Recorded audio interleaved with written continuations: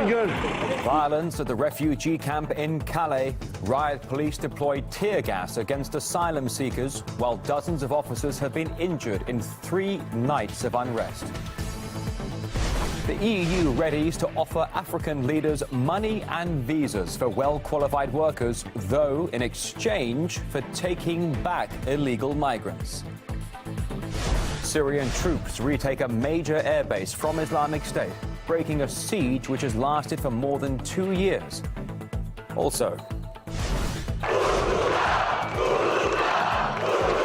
rival protests have been raging in front of the Portuguese parliament after the country's conservative government is ousted in an austerity backlash.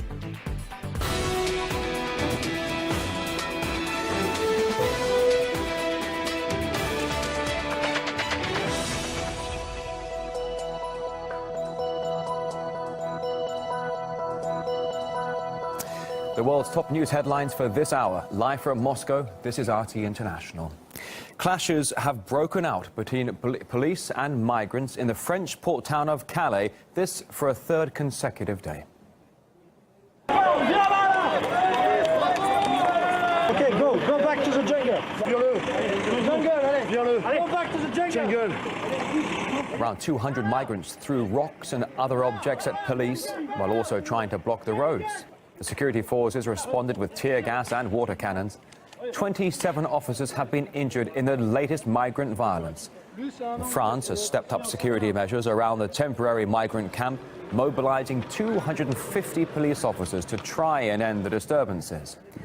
We can show you video recorded on a mobile phone during the first night of the unrest. Fires can be seen burning in the distance there. Locals said the protesting refugees set fire to tents and clothes. It came after police tear gas crowds trying to reach a road leading to the Channel Tunnel. We're showing you some of the very latest pictures here now. And the town's mayor has warned more needs to be done before the situation spirals out of control. I ask again, as I did before, to deploy the army, to reinforce order and calm the citizens of the town. In their latest attempt to stem the flow of asylum seekers, EU leaders are now preparing to woo their African counterparts. But this summit, which begins later today in Malta, has already been criticized as a grand bargain and a gamble on sweeteners. Let's tell you what's on the table. The EU wants African countries to take back hundreds of thousands of illegal immigrants already in Europe. In exchange, it's offering visas for well-qualified Africans and some 3.6 billion euros in funding. But critics say the idea is coming across as Europe wanting to swap poorer migrants for better ones. Former Deputy Speaker of the Belgian Parliament, Lode van Oost, says this plan is immoral. I really doubt whether this a scheme like that is workable to begin with. But secondly, I totally reject it on purely moral and historical grounds. Basically, what we're saying to Africa is we understand that the elite in Africa is bothered by the fact that they also, when they get in the airport, are being scrutinized at the border. We're going to abolish this. But you're poor, and so they are not welcome. Basically, what it means is that the brain drain from Africa is even going to get worse. And people who are well off, who get a diploma, they can come to Europe and they can live here and make Europe even prosperous, while the exploitation and the extreme poverty in Africa will be dealt with. Well, given Europe's current attempts to stall migration with the help of African countries, the refugees must be getting rather mixed messages on their chances of winning asylum.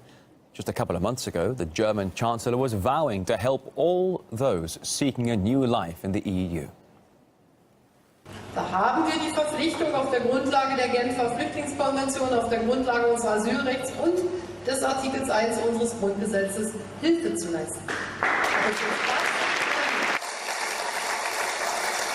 Germany and Chancellor Merkel personally have been, proving very popular among refugees and migrants arriving in Europe. You can see there her name frequently appearing on placards during their rallies. Merkel, we love Merkel. Why? Because she loves.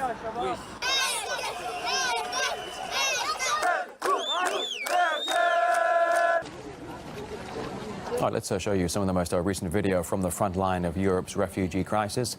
The Greek island of Lesbos, one of the main destinations for asylum seekers crossing the Mediterranean from Africa and the Middle East. The shoreline littered with discarded boats and rubbish left behind by those who did manage to make the journey.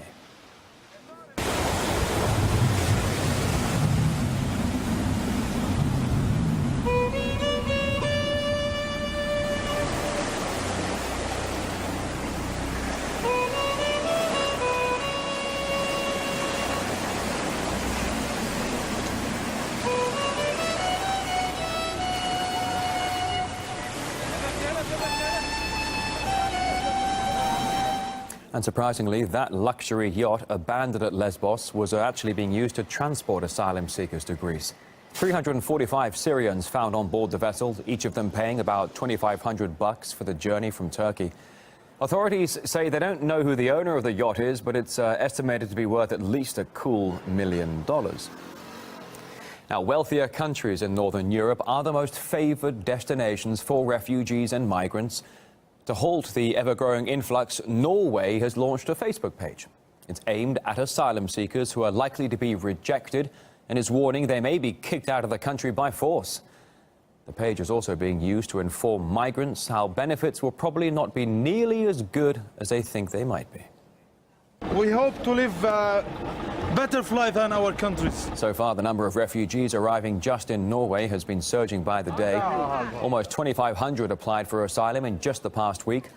The many are also coming from Afghanistan, with the government issuing a direct warning: male Afghanis traveling without their families will be deported straight to Kabul.